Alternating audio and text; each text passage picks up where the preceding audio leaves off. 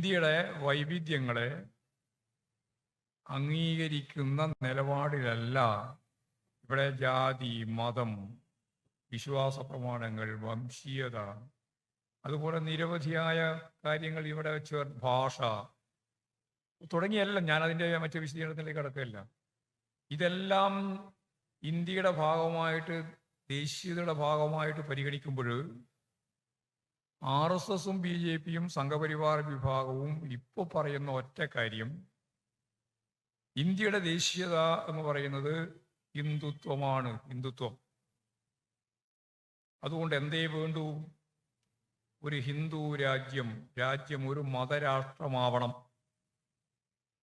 India Pakistan ഒരു മുസ്ലിം രാഷ്ട്രമായതുപോലെ, ഇസ്ലാം രാഷ്ട്രമായതുപോലെ India യഥാർത്ഥത്തിൽ ഒരു ഹിന്ദു രാജ്യമാവേണ്ടതായിരുന്നു.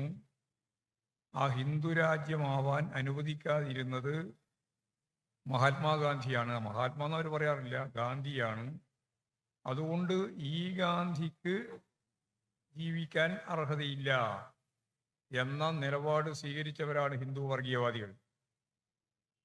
ഹിന്ദു വർഗീയവാദികളുടെ അജണ്ടയായ ഹിന്ദുത്വ 1932 ഈ ഹിന്ദുത്വ എന്ന പദം സവർക്കർ ഉപയോഗിക്കുന്നത്. അതിന് ഒരുപാട് വർഷക്കാലത്തെ പഴക്കമുണ്ട്. 32 അദ്ദേഹം തന്നെ ഈ ദേശീയതയെ നിർണയിക്കുന്നതുമായിട്ട് ബന്ധപ്പെട്ട് എഴുതിയ ഒരു ചെറിയ പുസ്തകത്തിൽ അത് വിശദീകരിച്ചിട്ടുണ്ട്. ഹിന്ദുത്വ എന്ന് പറഞ്ഞാൽ ഹിന്ദു അല്ല, ഹിന്ദുവിൻ്റെ കൂടെ ചേർന്ന് വർഗീയത ഉൾപ്പെടുമ്പോഴാണ് ഹിന്ദുത്വ വരുന്നത്.